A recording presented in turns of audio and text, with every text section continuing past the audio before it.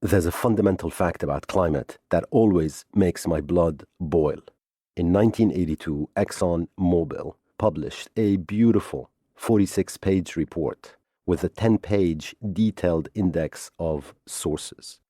And all the way back in 1982, estimated with stunning accuracy exactly where emissions were going to be today in 2019. Its report back then said that the atmosphere would contain 415 parts per million of carbon dioxide this year. And then the Exxon scientists who wrote that report explained what that would mean in terms of climate impact. But then Exxon lied, Exxon lobbied, Exxon corrupted, and Exxon profited. And so we ended up today in 2019 with a global climate emergency. These are facts.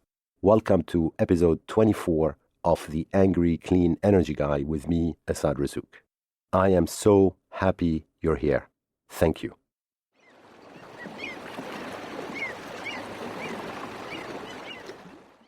Exxon Mobil are ubiquitous. They are everywhere in your life, everywhere in mine. They are the petrol that we use to fill our cars, our trucks, our buses with.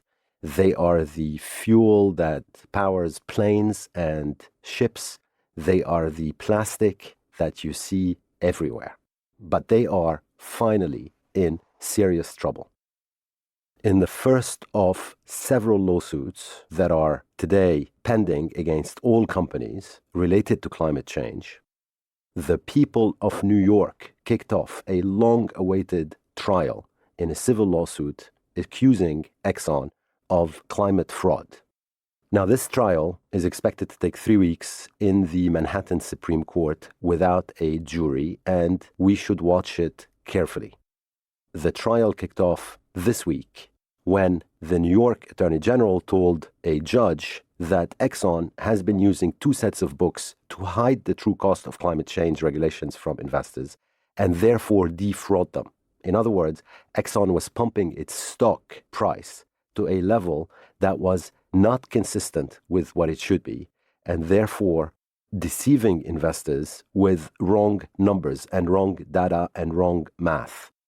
Also this week, Massachusetts, so that's the state of Massachusetts, filed a lawsuit against the same people at Exxon Mobil. In Massachusetts, the state claims the oil giant misled investors about the risk climate change posed to its business and deceived consumers about the oil company's role in the climate crisis. Now, Exxon and other big oil companies like BP and Chevron and Shell all face lawsuits, and lots of them, by cities and counties across the United States and around the world as well, because there is a huge legal movement that is seeking to get money from all these people to pay for the climate adaptation that we're going to need. Billions and billions, actually hundreds of billions of dollars in seawalls and other infrastructure to guard against rising sea levels brought on by climate change, as well as the wanton destruction from stronger hurricanes, more rain, heat waves, floods, typhoons, etc. If you want a comprehensive review of climate litigation, please tune to episode 19 of the Angry Clean Energy Guy. That's episode 19, where I surveyed the global landscape of climate change lawsuits. Today, I want to start by reading a couple of paragraphs from the New York lawsuit, which is the people of New York versus Exxon Mobil.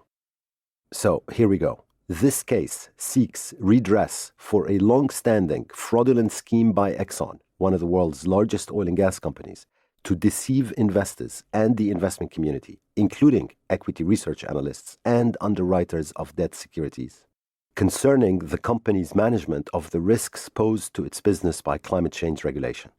Exxon provided false and misleading assurances that it is effectively managing the economic risks posed to its business by the increasingly stringent policies and regulations that it expects governments to adopt to address climate change.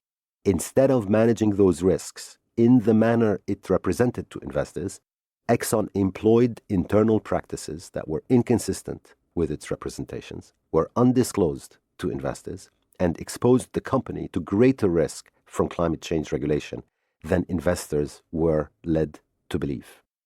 For years, and continuing through the present, Exxon has claimed that although it expects governments to impose increasingly stringent climate change regulations, its oil and gas reserves and other long-term assets face little, if any, risk of becoming stranded, i.e. too costly to develop or operate due to those regulations, and reassured investors that it would be able to profitably exploit those assets well into the future.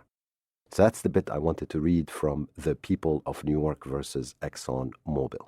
It's strong, it's aggressive, and it's stating facts. And these cases are very important because if they are successful, they would bring big oil to account for the true cost of its fossil fuel business that's crushing nature. If their business is priced correctly, it would be less competitive with wind and solar and other renewable energy sources. And as a result, we would accelerate the transition to a clean energy economy. What big oil has gotten away with for 40 years is it's gotten away with not applying the principle of the polluter pays.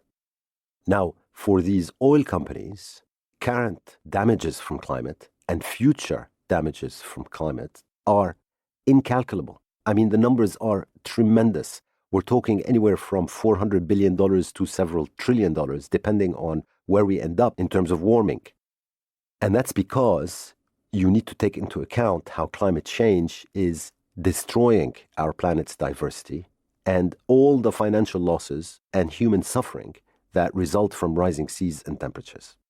Now, as my regular listeners know, we know that just 90 companies account for 2/3 of emissions since industrialization began. And we also know that just the top 20 oil and gas companies are responsible for 35% of all emissions since 1965.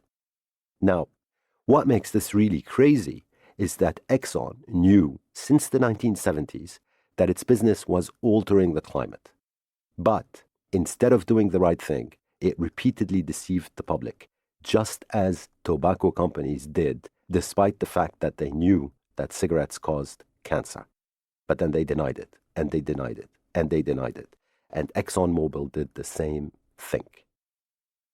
Now, more specifically, the largest 5 stock market listed oil and gas companies spend $200 million a year lobbying to delay, control, or block policies to tackle climate change. And guess what? Chevron, BP, and Exxon Mobil were the main companies leading this lobbying.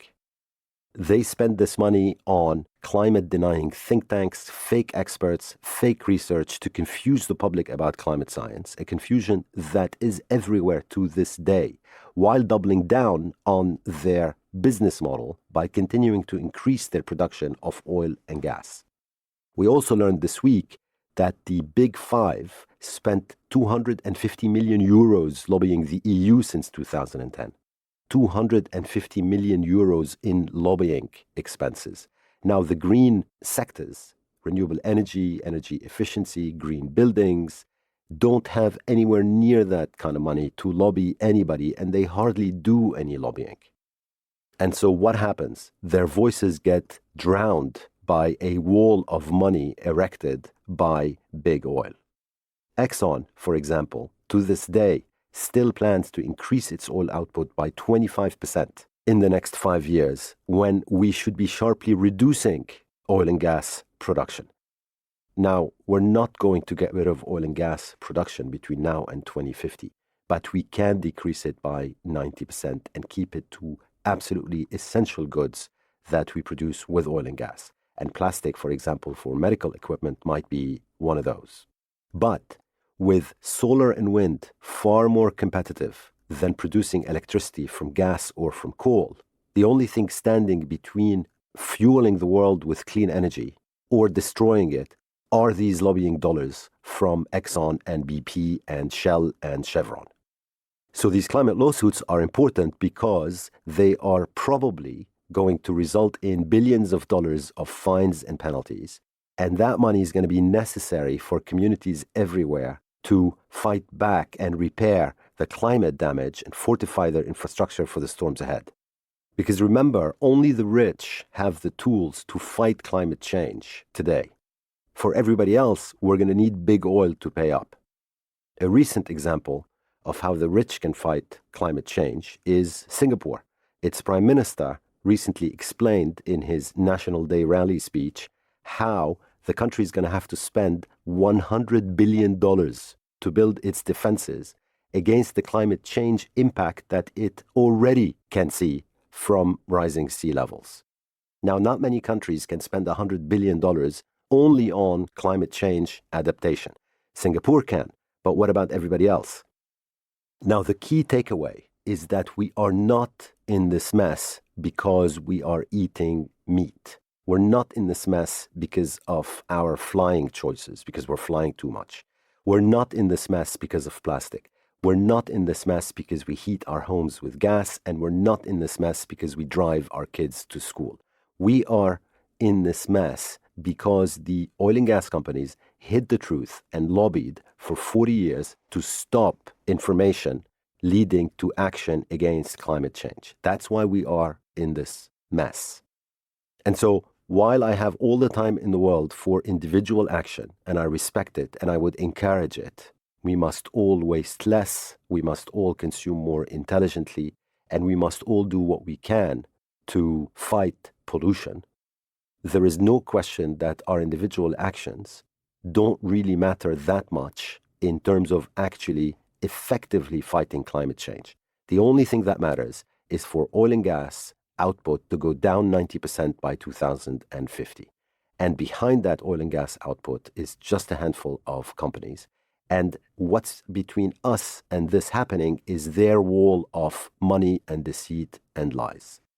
In episode 23, I covered petrochemicals to show how the big oil companies are burying us with cheap plastic to make money, while at the same time having convinced us that it's okay because we can recycle, when in fact it turns out that recycling is a con since we're hardly recycling anything globally.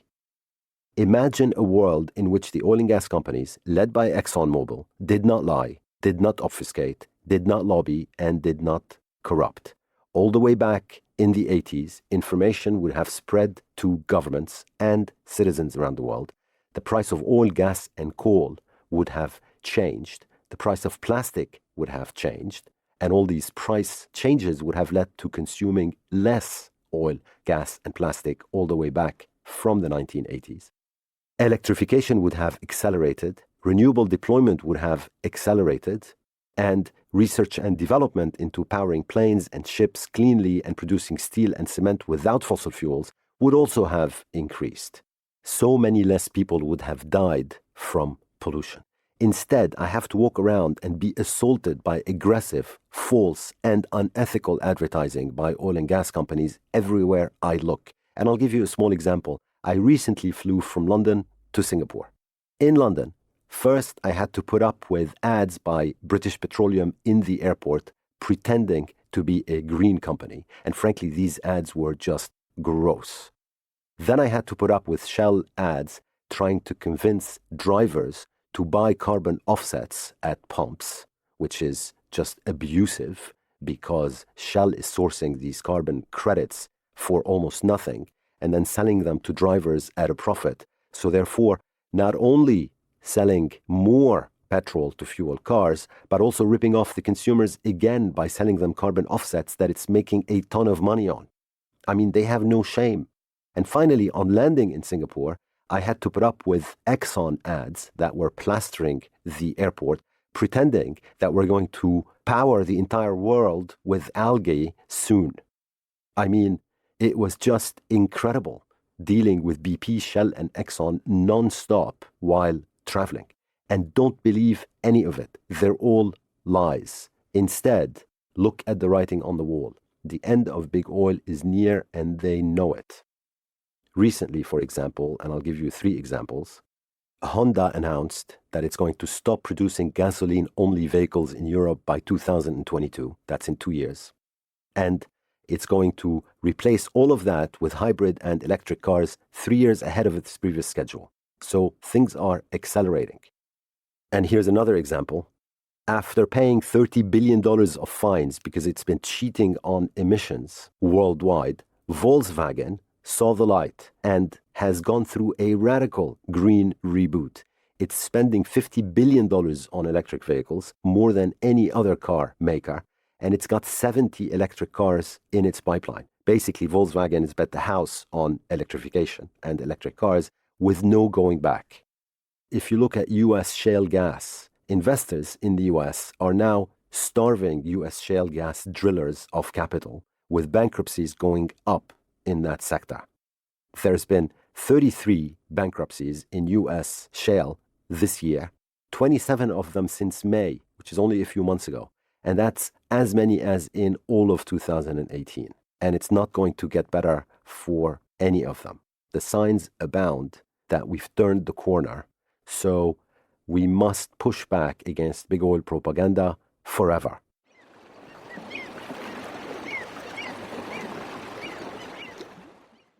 Thank you so much for listening to me this far. You can always go to my website, theangrycleanenergyguy.com, where you will find transcripts of all my previous episodes and transcripts for this one just as soon as I have posted the next episode, theangrycleanenergyguy.com. My hero of the week is a very underreported story. It's Australian engineers. 1,000 Australian engineers and 90 organizations related to them are putting engineering firms in Australia under pressure to abandon fossil fuel projects. They are rebelling, and firms that are working on Adani's Carmichael coal mine, an assault against environment and climate, are facing potential revolt from staff. Now, this is very important because our individual choices in terms of where we decide to work and who we decide to work for matter greatly. What big oil are seeing today is they are becoming less attractive to new graduates. For example, in the US, there are 22 petroleum engineering programs. They enrolled 2,000 seniors this year. That's 1,800 less than in 2016. And the number of graduates in petroleum engineering is down 60% from 3 years ago. So we make meaningful change by choosing who we're not willing to work for. And starving big oil of top talent is bound to fasten their demise. So very well done indeed, Australian engineers. My villain of the week is Shell. I mean, their attempt to sell motorists in the Netherlands and in the UK carbon offsets at the pump have zero morality and zero ethics attached to them. Because what Shell in fact is saying is, oh, I'm providing a service by fueling your car, and it's not my problem that your car is contributing to global climate change and local pollution. It's actually your problem, Mr. or Mrs. Driver. And if you want to feel better for yourself, I've got these cheap carbon credits for you that you can buy to offset your carbon footprint. Now, there are so many problems with what Shell is doing, it's not funny. First, it is their fault that we are still driving as many gasoline cars as we are driving, because, as I've shown in this episode and several others before, they have been lying and cheating and lobbying for 30 to 40 years, stopping climate action and deceiving not only investors, but also citizens worldwide. So it is their fault. It's not your fault, driver. Number two, the carbon offsets, instead of doing the right thing and buying the carbon offsets themselves and retiring them themselves, Shell, to offset their pollution, they are selling them to us drivers at a significant markup to what they are sourcing them at, making even more money from polluting the planet. I mean, shame on you, Shell. Thank you so much for listening to me. It's been episode 24 of the Angry Clean Energy Guy, and have a wonderful couple of weeks.